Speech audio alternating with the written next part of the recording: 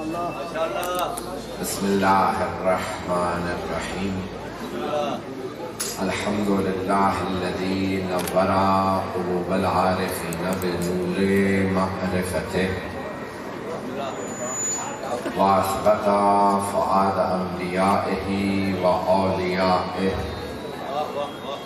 بقصص الانبیاء والمرسلین وأكمل إيمان المسلمين والمؤمنين بولاية علي أمير المؤمنين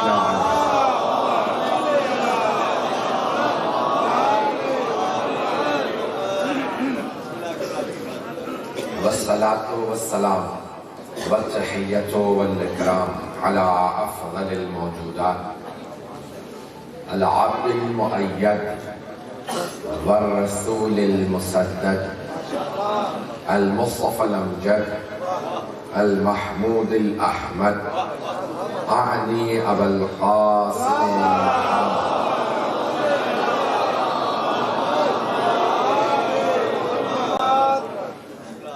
وعلى روحه ونفسه وسحره ووسيه سيد الأتقياء والأصفياء مولى الموالي امام المتقين علي بن ابي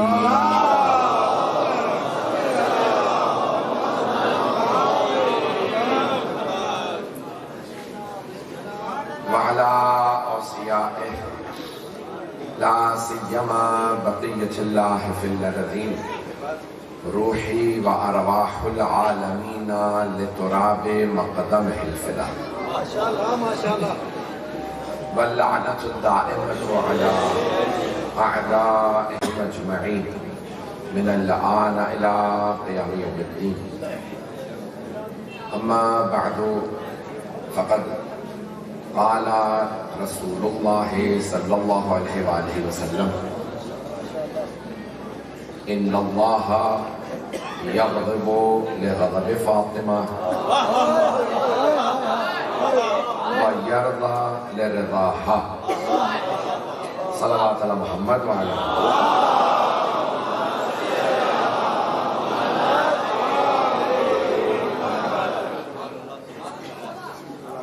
میرا آپ کی اس بستی میں پہلا اتفاق ہے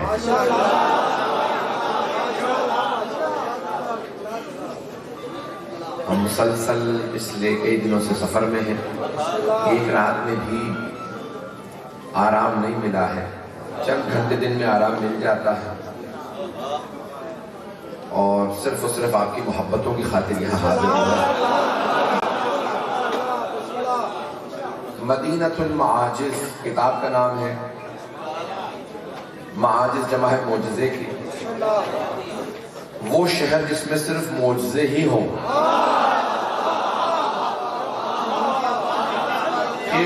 شیخ یوسف بحرانی کی کتاب ہے 8 جلدوں میں صرف اہل بیت کے معجزات درج ہیں انہوں نے روایت نقل کی ہے حضرت سلمان فارسی سے رضی اللہ عنہ کے فرماتے ہیں کہ ہم ایک صحرا سے گزر رہے تھے سرور کائنات سے جناب امیر ایک مرتبہ میں نے سوال کیا یا رسول اللہ یہ دراج یہ پرندہ یہاں زندہ کیسے ہے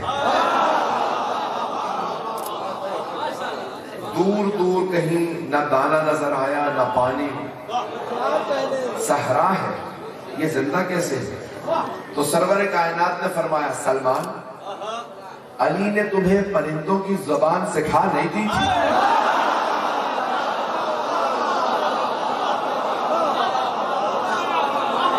بہت پیارے انداز سے سن رہا ہوں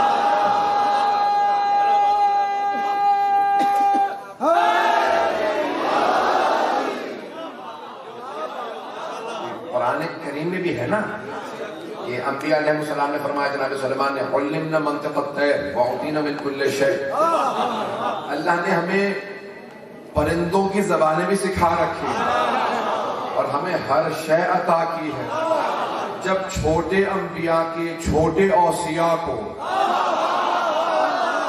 اللہ نے پرندوں کی زبان سکھا دی ہو اور ہر شے عطا کی ہو تو سب سے بڑے نبی کے، سب سے بڑے وسیع کو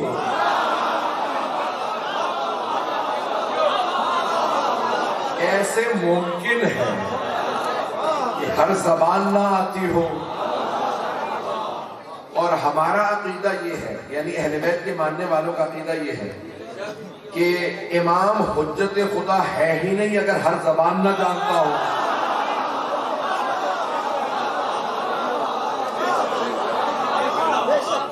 اگر وہ حجت خدا ہے تو سب پہ حجت خدا ہے، حجت اللہ ہے تو سب پہ ہے نا، صرف انسانوں پہ نہیں، صرف مومنوں پہ نہیں،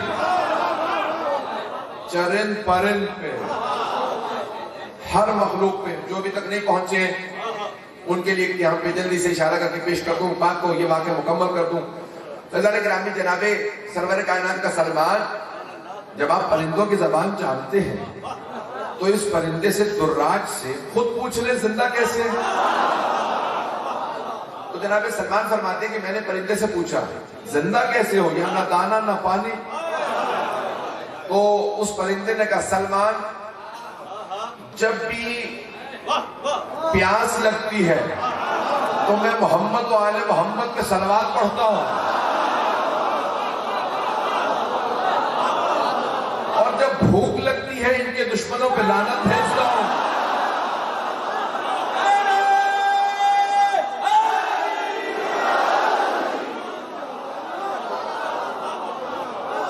توجہ فرما رہے ہیں؟ ممنون ہوں آپ کی محبتوں کا۔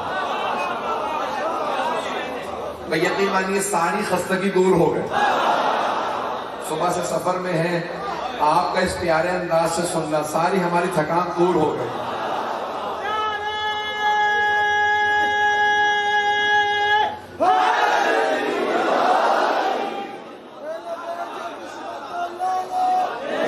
جناب امیر کا جو نام ہے نا، اس سے تھکان دور ہو جاتی ہے، اور کوئی اپنے ہی مسلک کا مل جائے، اپنے ہی مزاج کا مل جائے تو طاقت محسوس ہونے لگتی ہے۔ اور جناب سلمان نے کہا، اس پرندے نے کہا کہ بھئی جب بھی پیاس لگتی ہے میں درود پڑھتا ہوں محمد و آل محمد پہ، اور جب بھوک لگتی ہے ان کے دشمنوں پہ لعنت بھیجتا ہوں۔ صلوات پڑھنے سے پیاس دور ہو جاتی ہے، لعنت بھیجنے سے بھوک چلی جاتی ہے۔ اہل بیت علیہ السلام تمام مخلوقات پہ حجت ہے۔ یہ میں نے جملہ کہہ دیا ہے، بہت سے لوگوں نے مجھے اس جملے کو پسند کر کے داد بھی دے دی، بہت سے لوگ نہیں پہنچ سکے ہیں۔ میں روک کے واقعہ پیش کر رہا ہوں اور پھر بات کو آگے بڑھاؤں گا۔ ابھی ایک مجلس پڑھ کے آیا ہوں، پھر جا کے مجلس پڑھنی ہے، آرام بھی نہیں کیا ہے، سن لیجیے گا انشاءاللہ۔ جناب امیر نے مسجد کوفہ میں کئی مقامات پہ کہا، خود مدینے میں کہا، مسجد کوفہ میں کہا، جنگ میں کہا، صلح میں کہا، اپنوں میں کہا، بیگانوں میں کہا، سلونی سلونی قبل ان تفتدونی، جو پوچھنا ہے پوچھ لو اس سے پہلے کہ تم مجھے کھو دو۔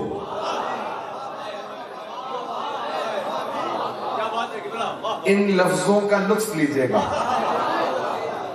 آپ نے فرمایا، مولا کائنات نے فرمایا، سلونی سلونی قبل ان تفتدونی، جو پوچھنا ہے پوچھ لو اس سے پہلے کہ تم مجھے کھو دو۔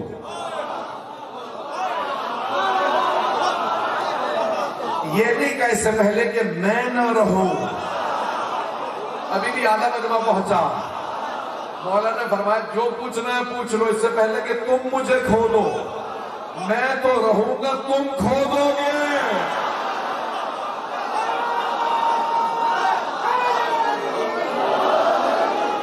بات پہنچ رہی ہے نا نگران؟ میں قرآن کریم کہتا، قرآن کریم نے کہا وَلَا تَحْسَبَنَّ الَّذِينَ قُتِلُوا فِي سَبِيلِ اللَّهِ أَمْوَاتٌ بَلْ أَحْيَاءٌ عِندَ رَبِّهِمْ يُرْزَقُونَ، جو راہ خدا میں مارے جائیں انہیں مردہ گمان بھی مت کرنا۔ دو آیات ہے، ایک نے کہا وَلَا تَقُولُوا، مت کہو، اور دوسرے کا وَلَا تَحْسَبَنَّ الَّذِينَ، گمان بھی مت کرنا، سوچنا بھی مت کہ وہ مردہ ہیں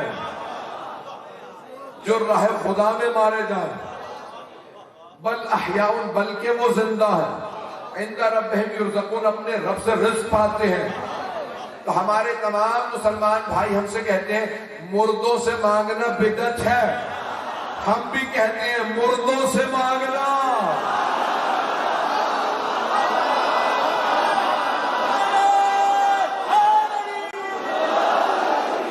آپ پہنچ رہی ہے؟ ہم بھی یہی کہتے ہیں۔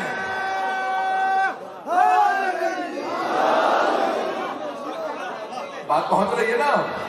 ہم بھی یہی کہتے ہیں مردوں سے مانگنا بدعت ہے، زندوں سے مانگو۔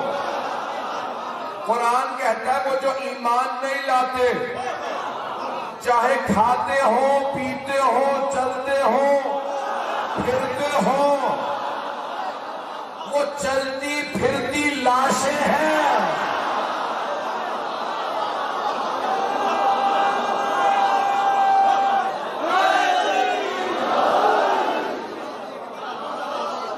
آپ نے ممبر اتنا اونچا لگایا کہ آپ لوگوں کو گردنیں اٹھا کے دیکھنا پڑ رہا ہے۔ تو جانے کہ رامی وہ جو غدیر کا ممبر تھا نا، وہ اس سے بھی زیادہ اونچا تھا۔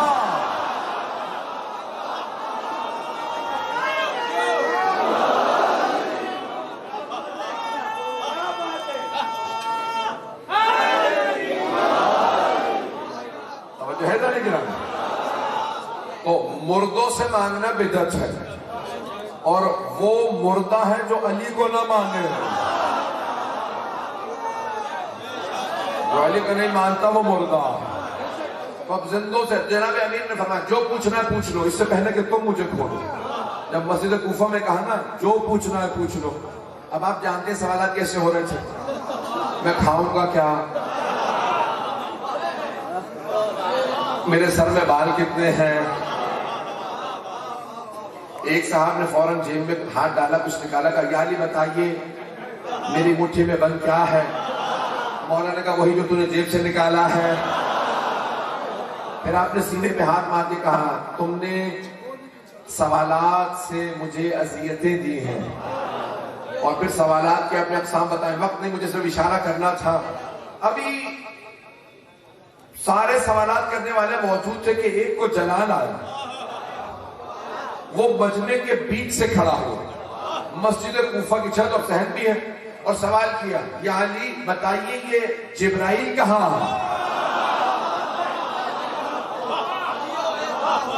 جبرائیل ہے فرشتہ، فرشتہ نور سے بنا ہے، کسی بھی مخلوق میں تبدیل ہو جاتا ہے۔ الملک مخلوق نوری یتبدل فی کل شیء الا الکلب والخنزیر، اور جن سے متعلق ہے والجن مخلوق ناری یتبدل فی کل شیء حتی الکلب والخنزیر، فرشتہ نور ہے، کسی بھی چیز میں تبدیل ہو جاتا سوائے نجس جانوروں کے، کیونکہ فرشتہ پاک ہے۔ توجہ ہو، جن ہر چیز میں تبدیل ہو جاتا حتی نجس جانوروں میں۔ تو اب جناب امیر جانتے ہیں کہ جبرائیل فرشتہ ہے، کسی بھی چیز میں تبدیل ہو سکتا ہے۔ تو مولانا میں اپنے انداز سے پیش کر رہا ہوں، پہلے سامنے دیکھا، سارے انسانوں کو دیکھ لیا، پھر دائیں طرف دیکھا، سارے سمندروں کی گہرائیوں میں دیکھ لیا، پھر بائیں طرف دیکھا، سارے جنگلات کو دیکھ لیا، جو ہو، پھر آسمانوں کی طرف دیکھا، سارے آسمانوں کی بلندیوں میں دیکھ لیا، پھر زمین کی طرف دیکھا، زمین کی گہرائیوں میں دیکھ لیا، پھر پشت پہ دیکھا، بھائی جہاد 6 ہے، سامنے پیچھے دائیں بائیں اوپر نیچے۔ مولا نے کہا ایھا السائل، وہ سوال کرنے والے، میں نے ساری کائنات میں چھان مارا، مجھے جبرائیل نظر نہیں آیا، بس 2 لوگ بچے، ایک تو دوسرا میں تو ہوں علی ابن ابی طالب، بس تو ہے جبرائیل۔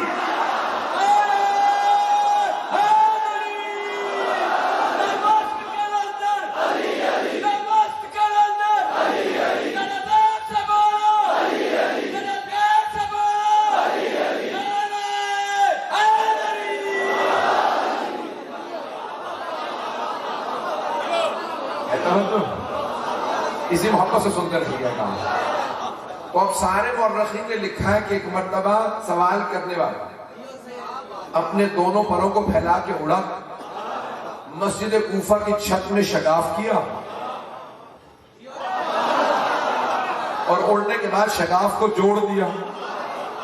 تو اعتراض کرنے والوں نے اعتراض کیا کہ جب جواب مل گیا تھا تو اٹھ کے چلے جاتے۔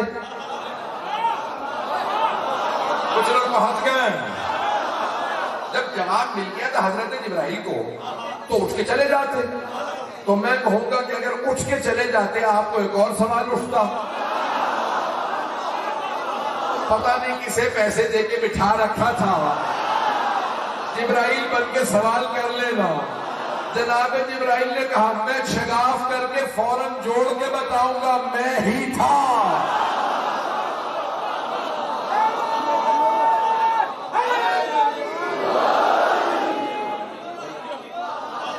اتنی فرمائشات ہو گئی ہیں، آیا ہوں تو بہت سے فرمائشات سب نے اپنے پیش کیا۔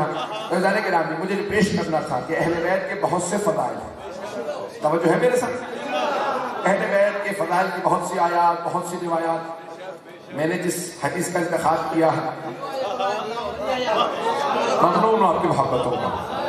رضوان گرامی سارے صحابہ نے کوشش کی ہے کہ اہل بیت کی جو فضائل کی آیات ہیں ان میں ہم بھی شریک ہو جائیں۔ کچھ لوگ تو پہنچ گئے، دوسرے حضرات شاید مجھے اندر بھجوا کے ہی ڈانٹ دیں گے، میں نام نہیں لوں گا کسی کا، آپ پہنچتے جائیے گا۔ اور گرامی آیات میں لوگوں نے شامل ہونے کی کوشش کی کہ یہ آیت اس میں اس کو بھی شامل کر لو، اسے بھی شامل کر لو، اسے بھی شامل، آواز آ رہی ہے سب لوگوں کو؟ تو اوروں کو شامل کرنے کی کوشش کی گئی، لیکن آیات خود بتا دیتی ہم کن کی شان میں آئے۔ آواز آ رہی سب لوگوں کو؟ اگر آواز آ رہی ساتھ ساتھ رہیے گا۔ تو آیات خود بتاتی ہم کس کی شان میں آئے۔ لوگوں نے کوشش کی آیات میں شامل کریں، قرآن میں آیا تھا لفظ اہل بیت، لوگوں نے کوشش کی کہ انہیں بھی شامل کر دیا جائے، انہیں بھی، انہیں بھی۔ چلتے رہیے گا، چلتے رہیے گا۔ اسی طرح سے احادیث بھی ہے، حدیث بڑی مشہور و معروف، انا مدینۃ العلم وعلی بابها، میں علم کا شہر ہوں، علی اس کا دروازہ۔ اور لوگوں نے کبھی اوروں کو بھی شامل کر دیا جائے، تو انہوں نے کہا بھائی کیا کیا جائے حدیث میں کیسے شامل؟ تو انہوں نے کہا بھائی کسی کو دیواریں بنا دو، کسی کو چھت، کسی کو پرنالا، لوگ ہیں یا نہیں؟ اچھا جہاں بھی علی کی دشمنی آتی ہے وہاں عقل ماری جاتی ہے۔ چلتے رہیے گا میرے ساتھ۔ تو وہ یہ بھول گئے کہ چھت مکان کی ہوتی ہے، شہر کی نہیں۔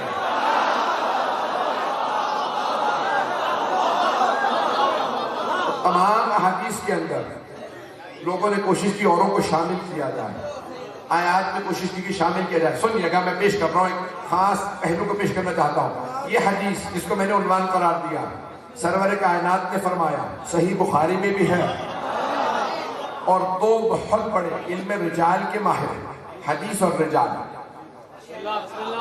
یہ دو علوم ہیں مسلمانوں کے درمیان میں علم حدیث سے متعلق۔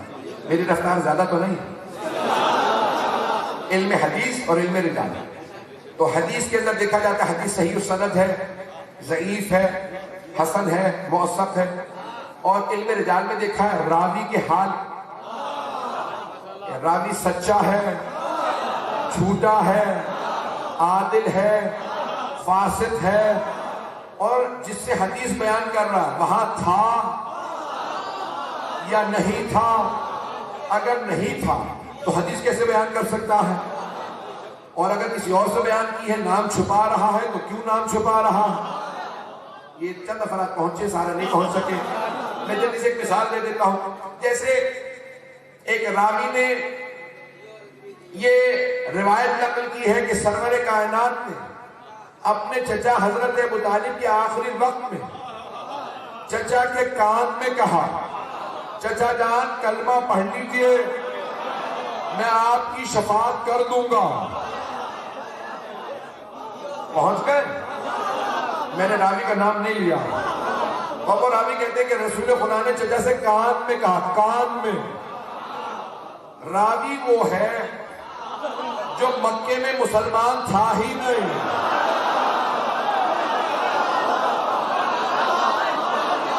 بات پہنچ رہی ہے؟ وہ مدینے میں، وہ بھی 9 ہجری میں مسلمان ہوا۔ پہنچ گئے؟ جو لوگ پہنچ گئے وہ انہیں نام بتا دیجیے گا، جو نہیں پہنچے ہیں وہ ابھی تک یہودی ہی تھے۔ وہ راوی ابھی تک یہودی تھا، بات کا پتہ نہیں، اس وقت یہودی تھا جب یہ، پھر کہتا ہے سارے سردار جمع تھے۔ میں جب سردار تھے تو آپ وہاں کیا کر رہے تھے؟ اور وہ کہتے ہیں کہ بھی رسول خدا نے اپنے چچا کے کان میں کہا، چچا جان کلمہ پڑھ لیجئے، میں آپ کی شفاعت کر دوں گا۔ تو ایک بات ثابت ہو گئی، شفاعت ہے۔ وہ جو کہتے ہیں نہیں شفاعت نہیں ہے، پیغمبر فرما رہے ہیں چچا جان کلمہ پڑھ لیجئے میں شفاعت کر دوں گا، اس کا مطلب ہے پیغمبر شفاعت کرتے ہیں۔ سارے بچوں کی توجہ ہو، شاید اس میں خاص نکتہ ہو، اور بہت سے سوشل میڈیا سے مجلس سے ہم سے پہلے پہنچ جاتی ہے، معذرت کے ساتھ اگر آپ نے سن رکھا ہے جملہ میرا یہ، تو ایک مرتبہ پیغمبر نے کان میں کہا چچا جان کلمہ پڑھ لیجئے۔ مجھے تعجب ہے ان راویوں پہ، سننے پہ آتے ہیں تو کان میں کہیں بات سن لیتے ہیں، اور نہیں سننے پہ آتے تو غدیر میں چیخ چیخ کے اعلان ہو رہا، من کنت مولا۔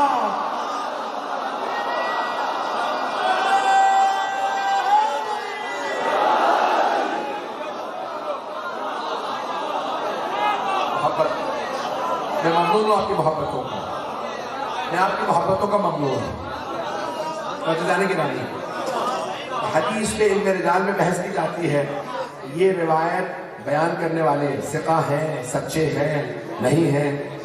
تو 2 بہت بڑے نام ہیں، فخر الدین رازی اور شمس الدین ذہبی، منتقد ہیں، تنقید کرنے والے ہیں۔ اہل بیت کی شان میں جتنی احادیث آئی ہیں انہوں نے تنقید کے بغیر انہیں نہیں رہنے دی۔ بات پہنچ رہی؟ لیکن یہ جو روایت میں نے عنوان قرار دی ہے، ان سب نے لکھا یہ حدیث صحیح السند ہے۔ کون سی حدیث؟ کہ سرور کائنات نے صحابہ کے مجمع میں فرمایا، ان اللہ یغضب لغضب فاطمہ ویرضی لرضاها، خدا فاطمہ کے غضبناک ہونے سے غضبناک ہو جاتا اور راضی ہونے سے راضی ہو جاتا۔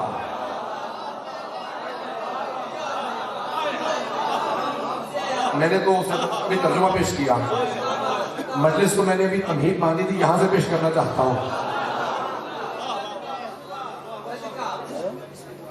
محمد والے محمد بلند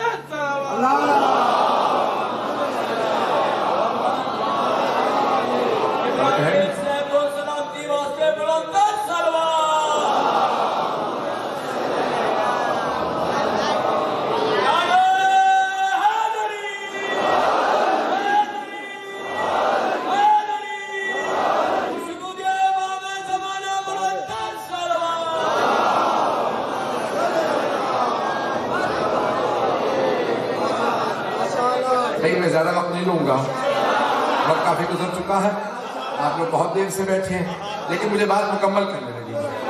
چلیں گے تمام حضرات میرے ساتھ؟ سارا مجمع ہے میرا آخری فل تک آپ کی محبتوں کی نظر کر رہا۔ ایسے جانے کے جانے 2 مقدمے سن لیجئے۔ میں ایک بہت بڑے عالم جو جنوری میں 100 سال کے ہو جائیں گے، ان کی پوری کتاب جناب سیدہ پہ اس کا خلاصہ سنانا چاہ رہا ہوں۔ بڑی محنت سے انہوں نے کتاب لکھی، میں خلاصہ سنا رہا ہوں، اگر سننا چاہیں گے۔ وہ فرماتے ہیں، کہتے ہیں کہ نہیں، ایک گنہگار آدمی، کوئی بھی گنہگار آدمی کوشش یہ کرتا ہے کہ میں نیک کام کروں تاکہ اللہ راضی ہو جائے. تو تمام گنہگاروں کی کوشش ہوتی ہے نیک کام کریں اللہ راضی ہو جائے. ہم آج تک صحابہ کے لیے دعائیں مانگ رہے ہیں رضی اللہ عنہم، اللہ ان سے راضی ہو، ہے نہیں ہو. پتہ نہیں مطلب ہے یا نہیں. بھئی یہ دعائیہ جملہ ہے، دعائیہ جملہ ہے کہ اللہ ان سے راضی ہو. تو صحابہ بھی یہی کوشش کرتے تھے، امت بھی یہی کوشش کرتی ہے، نیک کام کرتے ہیں کہ اللہ راضی ہو. ہم گناہ نہ کریں کہ اللہ راضی ہو، نماز پڑھیں اللہ راضی ہو، روزہ رکھیں اللہ راضی ہو، خمس و زکوٰۃ ادا کریں اللہ راضی ہو، مجلس میں جائیں. پتہ نہیں مجمع ہے یا نہیں. سارے گنہگاروں کی کوشش ہوتی ہے نیک کام کریں تاکہ اللہ راضی ہو. یہ ہو گیا گنہگاروں کا مقام. معصومین کا مقام کیا؟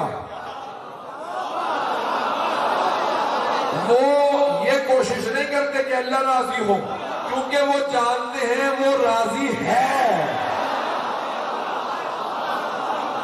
تبھی تو اس نے نبی یا امام بنایا. وہ راضی کرنے کی کوشش نہیں کرتے. تو وہ کیا کوشش کرتے ہیں؟ یہ چند افراد ہیں، یہ سارا من میں کی توجہ چاہیے. گنہگار کوشش کرتے ہیں کہ اللہ کو راضی کریں.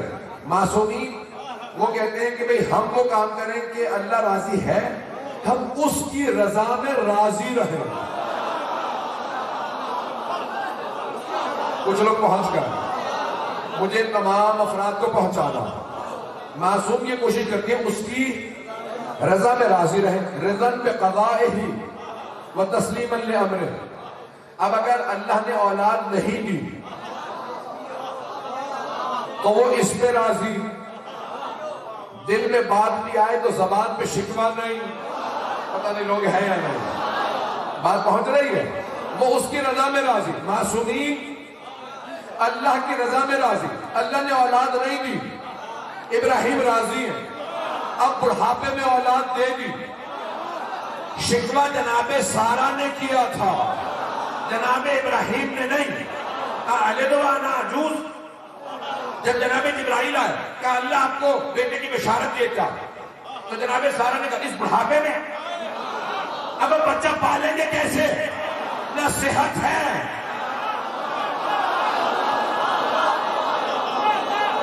جناب جبرائیل نے کہا کہ اے سارا، وہ خدا اگر اس بڑھاپے میں اولاد دے گا نا، وہی صحت بھی دے گا، وہی حفاظت بھی کرے گا. چلتے رہیے گا. تو بھئی وہ اس کی رضا میں راضی رہنے کی کوشش کرتے ہیں. اولاد نہیں تھی تو راضی، بڑھاپے میں اولاد دے دی تو راضی، دے کے اولاد واپس مانگ لی. پتہ نہیں لوگ ہیں. جناب ابراہیم کے بیٹے کے گلے میں چھری رکھ دی. پروردگارا تو نے بیٹا واپس مانگا، میں ذبح کرنے کے لیے تیار ہوں. اس نے کہا ابراہیم کا 77 رویا، آپ نے خواب کو سچا کر دکھایا، ہم نے قربانی قبول کر لی، ہمیں بیٹا نہیں چاہیے، ہم تم بھیج دیں گے. توجہ. تو انبیاء معصومین کی کوشش اس کی رضا میں راضی رہنا. بات پہنچ گئی. دوبارہ جملہ سن لیجیے، مجھے نتیجہ دینا. ایک بھی بچہ یہاں سے نہ جائے، کوئی جوان نہ جائے جب تک یہ بات واضح نہ ہو. گنہگار وہ جو کوشش کرے اللہ کو راضی کرے، معصوم وہ جو اس کی رضا میں راضی رہے. اب میں سوال کروں گا اپنے تمام مسلمان علماء سے جنہوں نے اس حدیث کو لکھا. اے فخر الدین رازی، اے شمس الدین صحابی، آپ دونوں نے اپنی کتابوں میں لکھا یہ حدیث صحیح ہے. پیغمبر نے فرمایا اللہ فاطمہ کے راضی ہونے سے راضی ہوتا، ناراض ہونے سے ناراض ہوتا ہے. سمجھ میں آیا تھا کہ آپ نے لکھا کیا ہے؟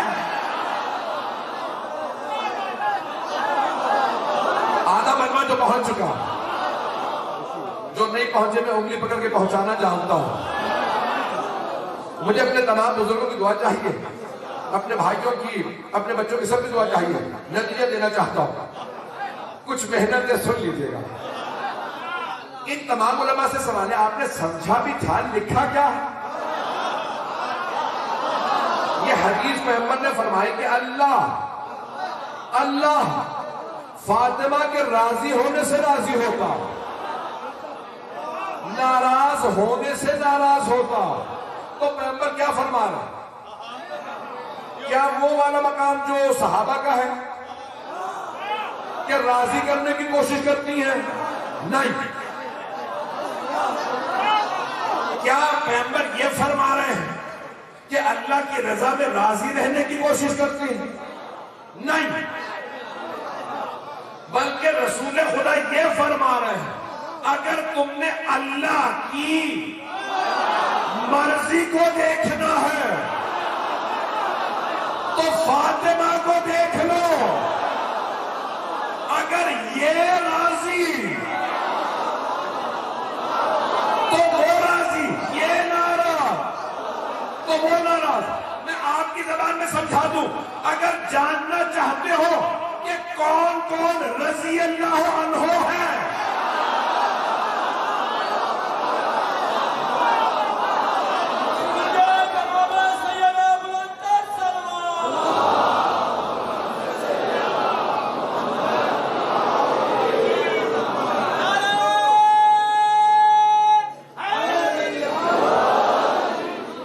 بات ہوئی ہے، نہیں گرانا میں حبیب خدا یہ نہیں کہہ رہے کہ راضی کرنے کی کوشش کرتی، یہ بھی نہیں فرما رہے کہ اس کی رضا میں راضی رہنے کی کوشش کرتی ہیں۔ پتہ نہیں آپ کے مزاج کے مطابق ہے، میں نے اپنا عقیدہ پڑھ دیا۔ حبیب خدا فرما رہے ہیں کہ اللہ اس سے راضی ہے جس سے سیدہ راضی، یعنی جو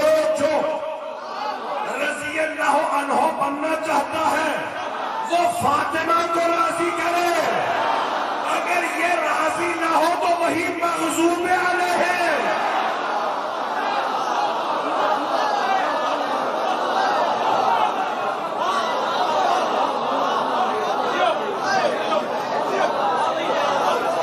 سیدہ کو ناراض کر دے، اس نے خدا کو ناراض کیا۔ اب سمجھ میں آیا یہ ہم مجلسوں میں کیوں آتے ہیں؟ کیونکہ ہم نے رسول خدا کی بات کو سمجھ لیا، اللہ اس سے راضی ہوگا جس سے بطول راضی ہو۔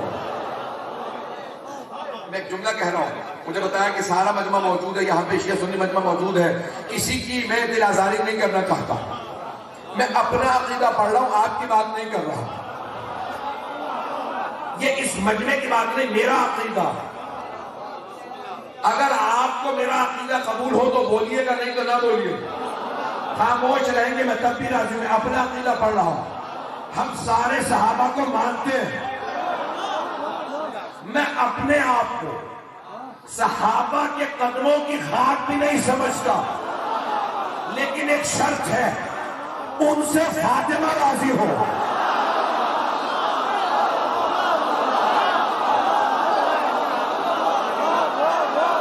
میرا عقیدہ، یہ میرا عقیدہ، آپ کی بات نہیں کر رہا، میں اپنے آپ کو صحابہ کے قدموں کی خاک نہیں سمجھتا، اگر ان سے فاطمہ راضی ہو، لیکن اگر فاطمہ ناراض ہو تو میں انہیں اپنے قدموں کی خاک۔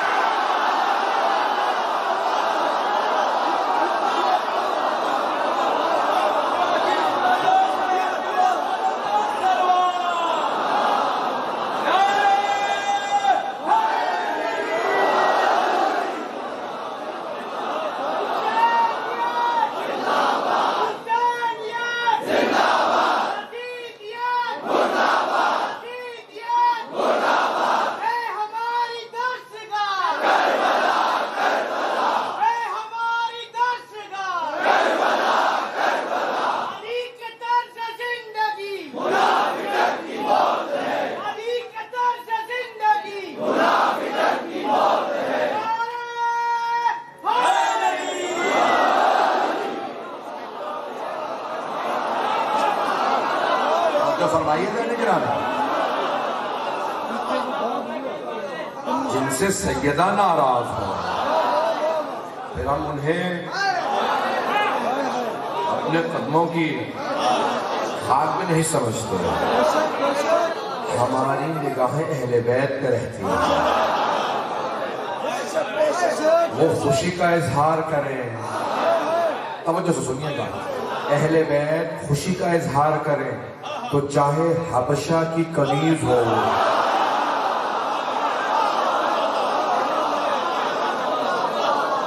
چاہے حبشہ کی سیاہ فام کنیز ہو, سیدہ کہتے ہیں یہ میری ہے, پھر ہم کنیز نہیں کہتے, پھر ہم کہتے ہیں حضرت فضا.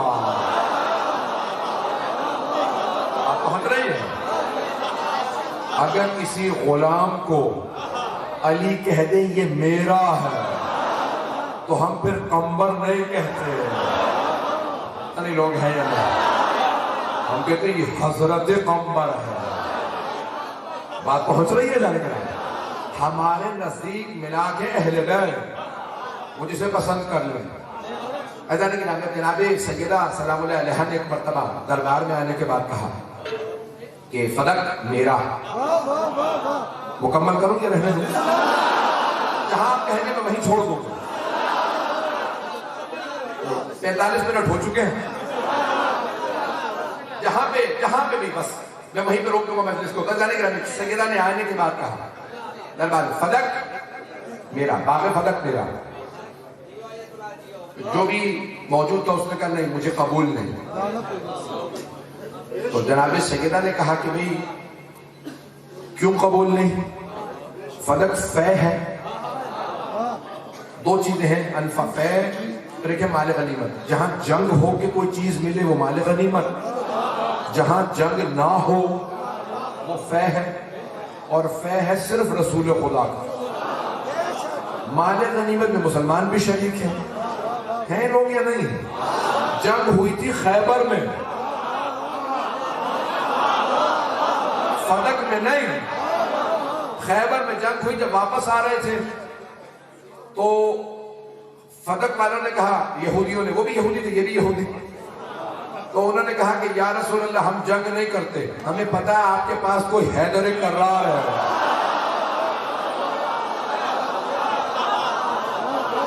یہ فدق آپ رکھ لیں. تو اللہ نے کہا کہ جہاں جنگ نہیں ہو اس میں مسلمانوں تمہارا کوئی حصہ نہیں, وہ صرف میرے رسول کا. اور رسول خدا فوراً آیت ہے سورہ شورى کی, وَآتِ ذَا الْقُرْبَى حَقَّهُ, اپنے قرابت داروں کو ان کا حق دے دیجئے. رسول خدا نے فوراً جناب سیدہ کو بلایا, کہا سیدہ باغ فدق آپ کا. پیغمبر نے تحریر لکھی, نہیں یہ مجمع, تحریر لکھی. اب سمجھ میں آیا مسلمانوں کے لیے کیوں ضروری ہے پیغمبر کو ان پڑھ کہنا. اگر ان پڑھ نہ مانے تو ماننا پڑے گا, لکھی تھی تحریر.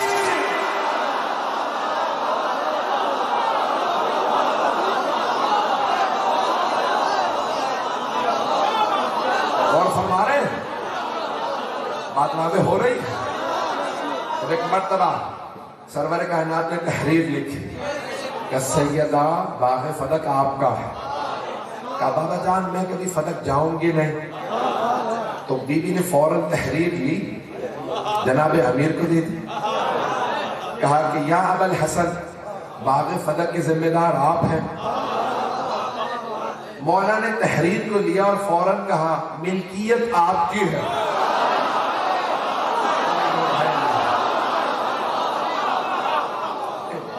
محبت سے آپ سن رہے ہیں, میں ممنون ہوں. ملکیت آپ کی اور دیکھ بھال میری ذمہ داری. ادارے گرامی یہ امامہ میرے سر پہ ہے. کوئی آدمی کہے نا یہ امامہ اس کا ہے تو گواہ اسے چاہیے, مجھے نہیں, کیونکہ میرے پاس ہے.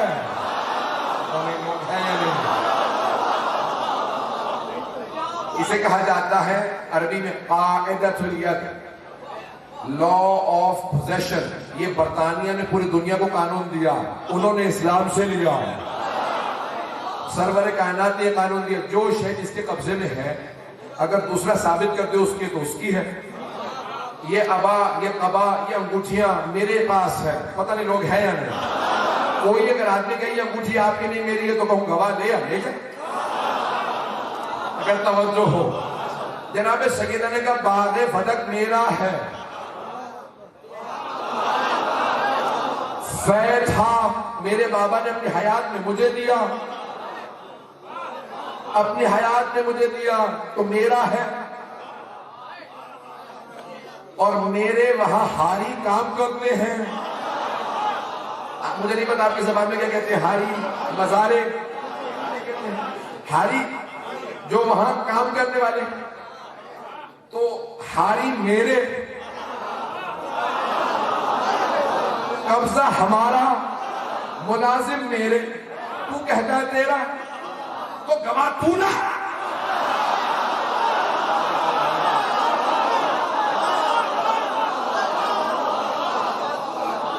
گواہ تو لے کے آ۔ تو بی بی نے کہا بھئی یہ باغ فدق میرا ہے، فے ہے، پیغمبر نے اپنی زندگی میں مجھے دیے تو میرا ہے۔ کہا اچھا اگر آپ کا ہے تو آپ گواہ لے آ۔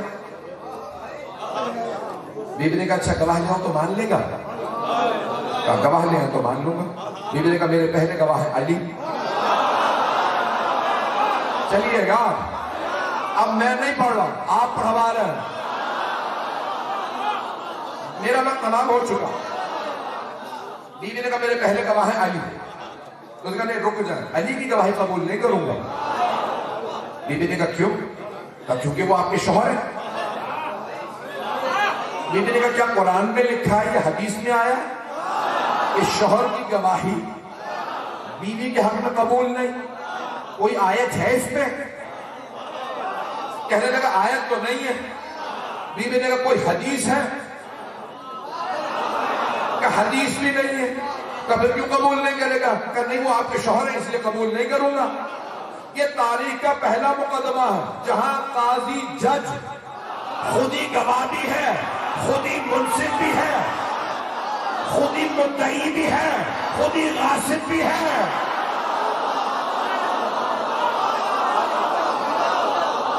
مجھے نہیں معلوم سننا چاہ رہے ہیں یا نہیں چاہ رہے۔ مکمل کر دوں موضوع۔ بیوی نے کہا میرے پہلے گواہ ہے علی۔ کہ نہیں وہ شوہر ہے، گواہی قبول نہیں۔ بیوی نے کہا اچھا دو گواہ چاہیے نا، میرے دونوں بیٹے میرے گواہ، حسن و حسین میرے دو بیٹے ہیں گواہ۔ اب تو کوئی مسئلہ نہیں بنا سکتا، توجہ ہے میرے ساتھ؟ اس نے کہا نہیں ان دونوں کی گواہی قبول نہیں ہے۔ بیوی نے کہا اب کیا مسئلہ؟ کہ یہ دونوں نابالغ ہیں، یہ تو پیغمبر نے بھی کہا کہ بالغ کی گواہی قبول ہے۔ توجہ توجہ۔ تو مد مقابل نے جناب سیدہ سے کہا یہ تو پیغمبر نے بھی فرمایا گواہ کو بالغ ہونا چاہیے، یہ دونوں نابالغ ہیں۔ بیوی نے کہا یہ میرے بابا کی تو نے حدیث سنی ہے کہ الحسن والحسین سیدہ شباب اہل الجنہ، حسن حسین جوانان جنت کے سردار ہیں۔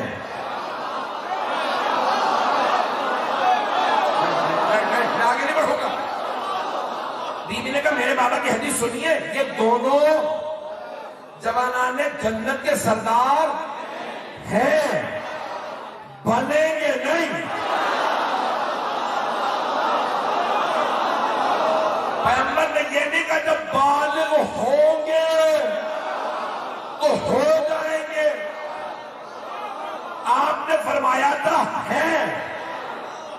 تو جب میرے بابا نے ان کے بالغ ہونے کا انتظار نہیں کیا تو کون ہے کہ بالغ ہوں گے؟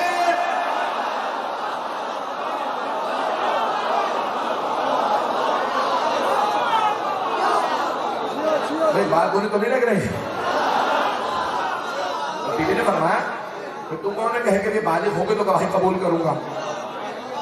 جب میرے بابا نے انتظار نہیں کیا، کہیں ابھی ہے، وہ 4 برس کا تھا وہ 3 برس کا، میرے بابا نے کہا یہ جوانان جنت کے سردار ہیں، بالغ ہو کے نہیں بنے۔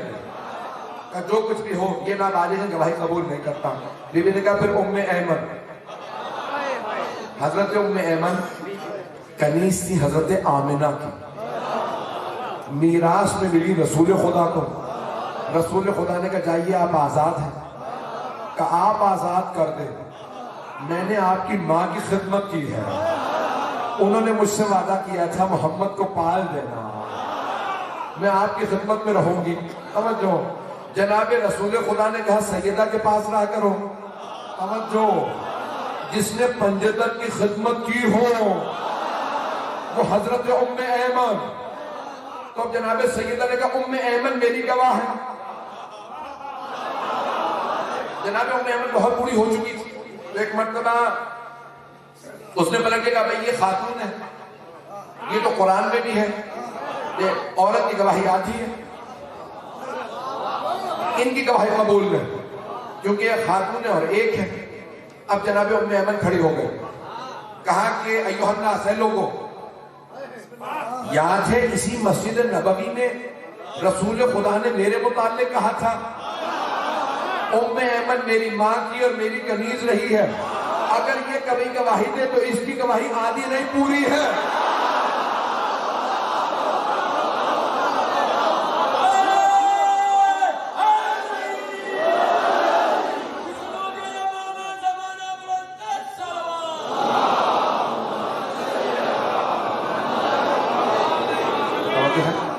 وقت مکمل ہو چکا ہے.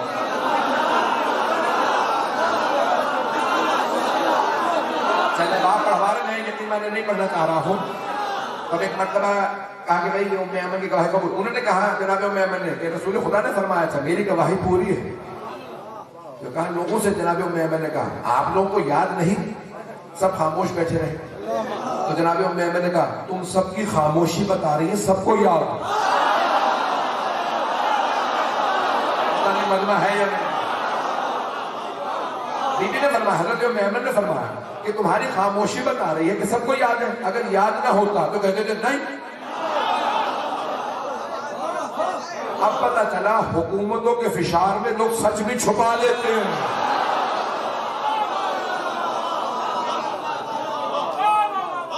اب بیوی نے جو کہا کہ ٹھیک ہے اچھا, اب تم نے میری جب ساری گواہیاں رد کر, میں مقدمہ پورا کرنا چاہ رہا ہوں.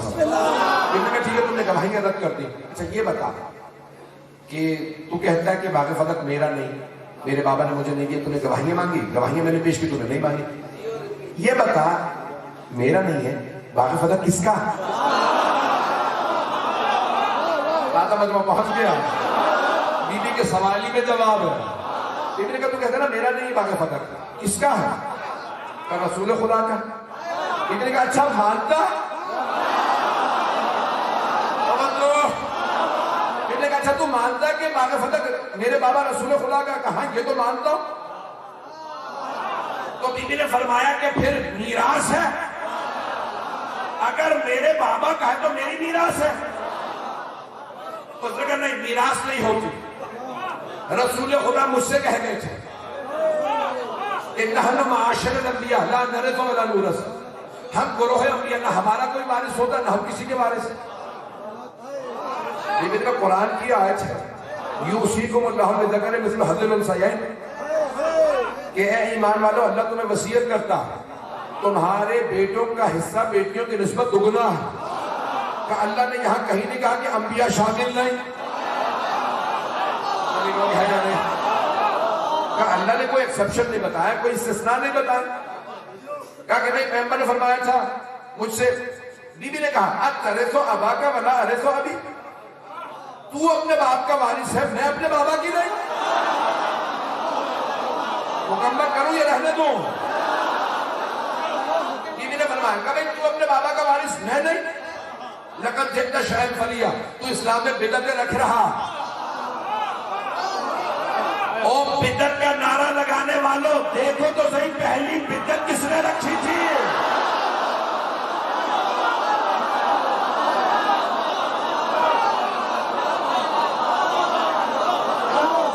وقت نہیں ہے, میں مکمل کر رہا ہوں. میدان تو بہت سردی ہے, بہت رات ہو چکی ہے. اب بی بی نے ایک آیت پڑھی. بی بی نے کہا اور تو کہتا ہے انبیاء کا کوئی وارث نہیں. وورثا سلیمان و داؤد. تو کہتا ہے نہ انبیاء کسی کے وارث، نہ انبیاء کا کوئی وارث. قرآن کہہ رہا ہے سلیمان داؤد کے وارث تھے. سلیمان نبی، داؤد نبی، جو وارث ہے وہ بھی نبی، جن کے وارث ہے وہ بھی نبی. اب مجمع گھبرا رہا ہے.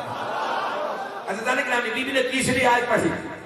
جناب زکریا نے دعا مانگی، پروردگارا مجھے اولاد عنایت فرما. رب لا تذرنی من الفرد علی الارض دیار. پروردگارا رب لا تذرنی فردن وانت خیر الوارثین. پروردگارا مجھے تنہا نہ چھوڑنا جبکہ تو بہترین وارث ہے. یرثنی و یرث من آل یعقوب، میرا بھی وارث ہو، ساری آل یعقوب کا وارث ہو. ایک ہی بیٹا ہوا جناب یحییٰ، یحییٰ نبی. جناب زکریا نبی، جو وارث ہے وہ بھی نبی، جن کا وارث وہ بھی نبی، جن سب کا وارث. وہ سارے انبیاء کر نہیں. لیکن مجھ سے رسول خدا نے کہا تھا کہ ہمارا کوئی وارث نہیں ہوتا. ما ترکنا فہو صدقہ، جو ہم چھوڑ جائیں وہ صدقہ ہے. میں نے کہا تو ہر بات پہ مجھ سے گواہ مانگتا ہے.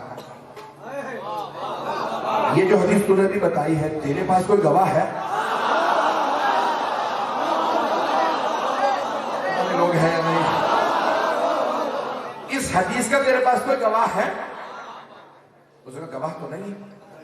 رسول خدا نے تنہائی میں مجھ سے کہا تھا.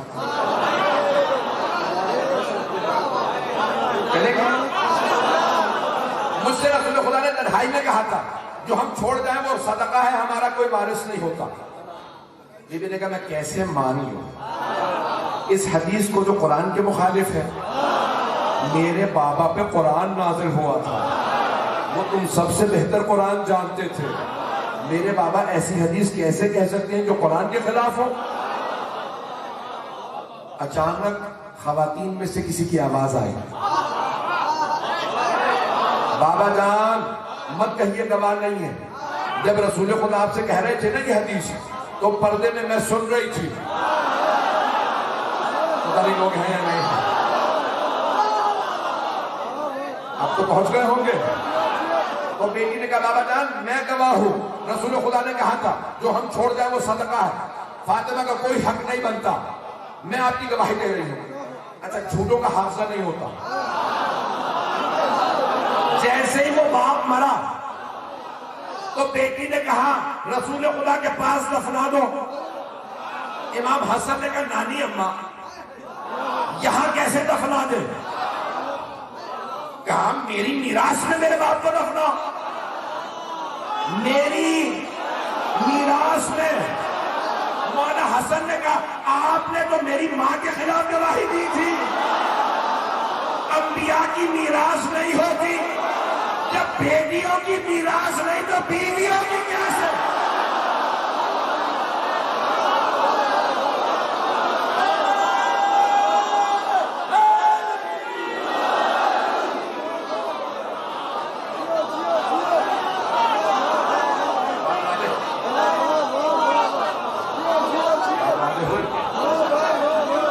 مکمل ہو گیا نا موضوع. آپ نے تو گواہی دی تھی بیٹیوں کی میراث نہیں ہوتی. جب بیٹیوں کی میراث نہیں تو بیویوں کی کہاں سے؟ پتہ نہیں لوگ ہیں یا نہیں. اب سمجھ میں آیا؟ سیدہ کی میراث. جانے کی نامی ایک مرتبہ جب سارا معاملہ دیکھا نا کہ کوئی ہمارے حق میں کچھ نہیں جا رہا، کہ اگر پیغمبر کی تحریر ہوتی تو مان لیتا. بیوی کا سند ہے، سند پیش کی. ایک نے پڑھی کہاں سند تو ہے. دوسرے نے کہا لا مجھے دے. پڑھنے کے بعد تحریر کو پھاڑ دیا. جیسے ہی ٹکڑے اڑائے نا بیوی کے آنسو بہنے لگے. جس بیوی کے گھر میں علی جیسے امام موجود، شیر خدا، حسن و حسین جیسے بیٹے موجود ہیں، جانتے ہیں بیوی نے رو کے کسے پکارا؟ ایک مرتبہ رو کے کہا آج تم نے میرا حق چھین لیا. لیکن یاد رکھنا میرا بیٹا مہدی آیا.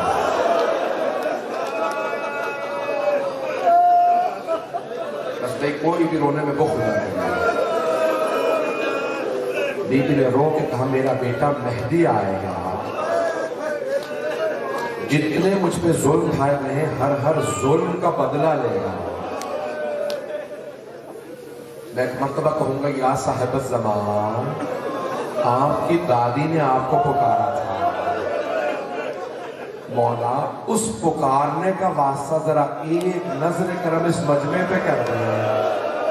ذرا آ کے دیکھیں لوگ کتنی عقیدت سے آئے ہیں آپ کو آپ کی دادی کا پرسہ دینے کے لیے.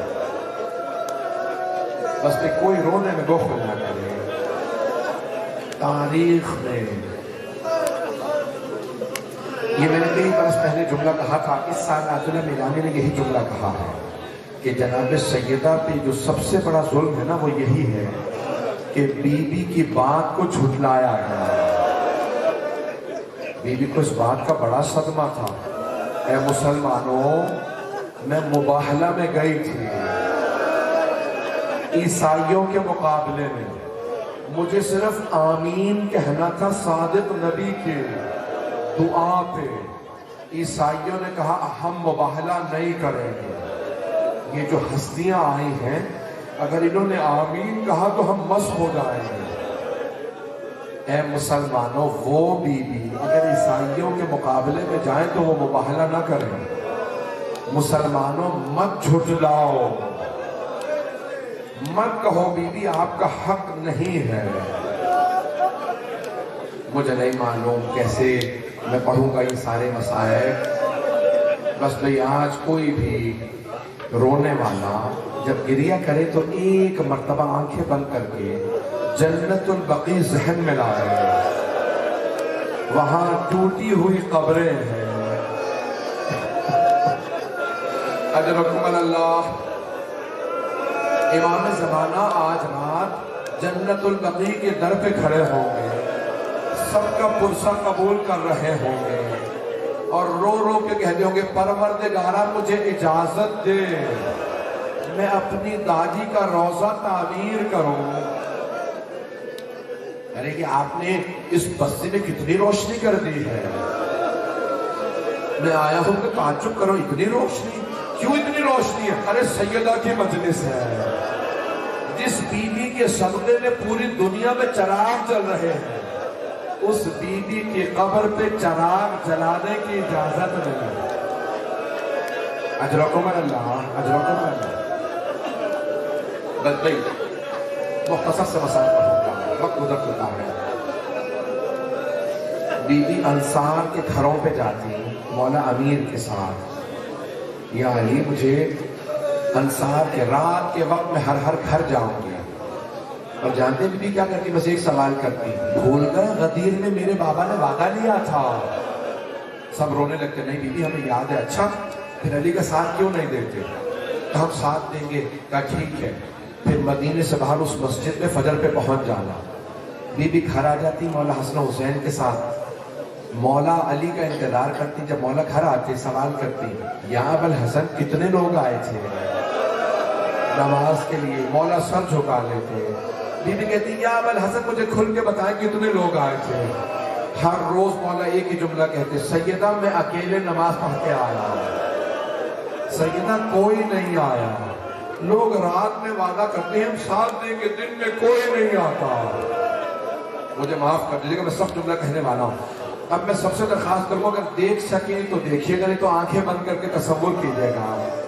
مدینے کے گھر گھر میں باتیں ہونے لگی. رات کی تاریکی میں علی اور حسن حسین علیہ السلام کے ساتھ سیدہ آتی ہے. گھر گھر جا کے کہتی ہیں توبہ کرو، علی کا ساتھ کیوں چھوڑا ہے؟ لوگ گھروں سے چھپ چھپ کے دیکھنے لگے. واقعی سیدہ آتی ہیں. میرے طرف دیکھیے گا. ایک بوڑھا آدمی کہنے لگا آج رات میں بھی دیکھوں گا. دروازہ کھولا کہ وہ سامنے سیدہ جا رہی ہیں علی کے ساتھ. کہا نہیں یہ فاطمہ نہیں ہے. اس نے کہا نہیں یہی فاطمہ ہے، ساتھ کے حسنین ہیں. کہا نہیں یہ فاطمہ نہیں. کہا نہیں خدا کی قسم یہ فاطمہ ہے. کہا نہیں فاطمہ نہیں ہو سکتی. کہا کیسے؟ کہا فاطمہ 18 برس کی ہے. اس بیوی کی کمر جھکی ہوئی ہے، ہاتھ میں عصا ہے، کیسے ممکن ہے 18 برس کے سن میں یہ ضعیفہ بن گئی ہو؟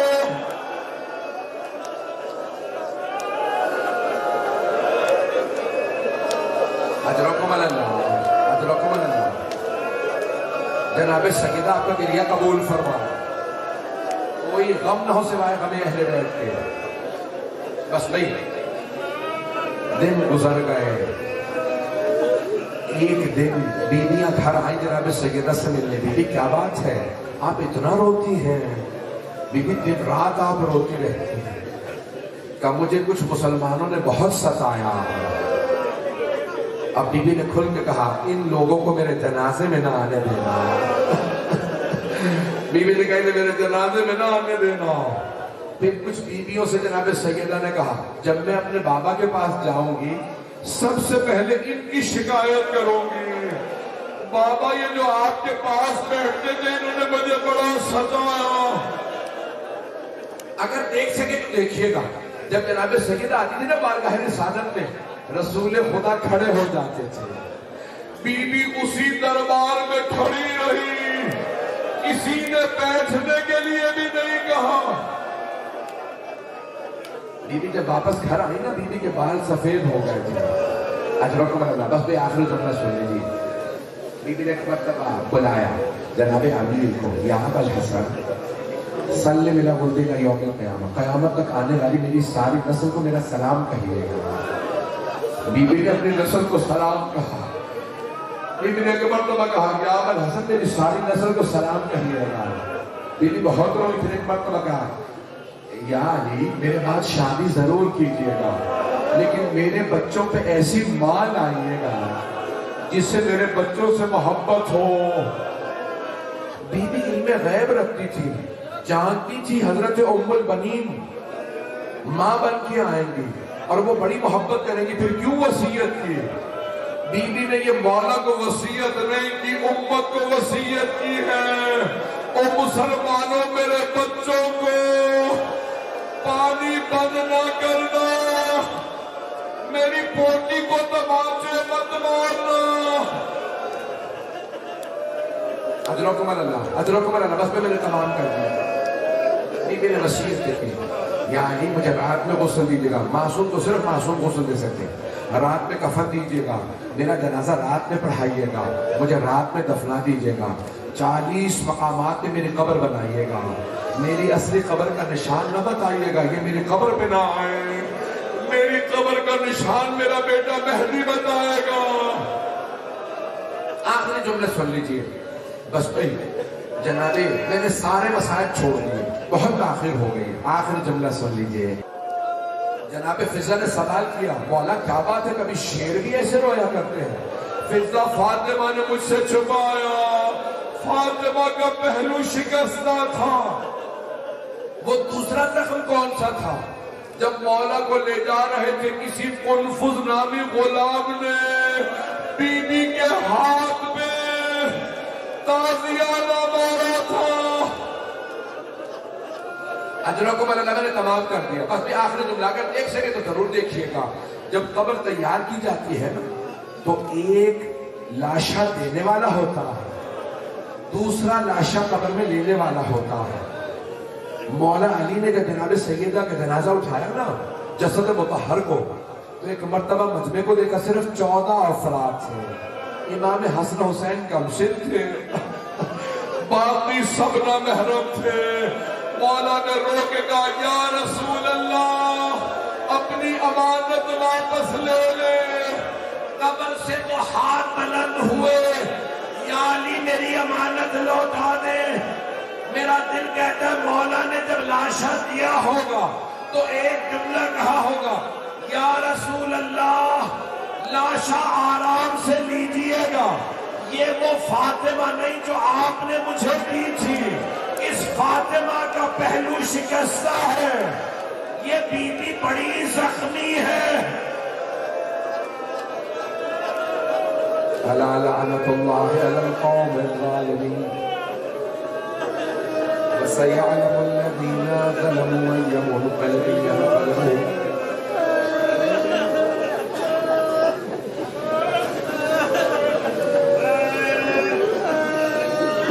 دو جملے دعا کے پڑھیں.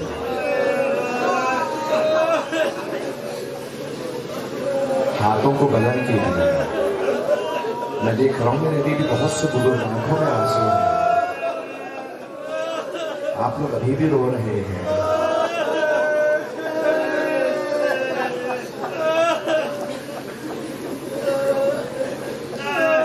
میں نے تو تفصیل سے مسائل پڑھے ہی نہیں. بڑی تفصیل سے پڑھنے کا عادی ہوں. میں نے بہت مختصر مسائل پڑھے پھر بھی آپ رو رہے ہیں. ایک سوال کروں گا آپ سے. ہاتھوں کو بلند کر کے میری طرف دیکھیے گا. ایک سوال ہے میرا.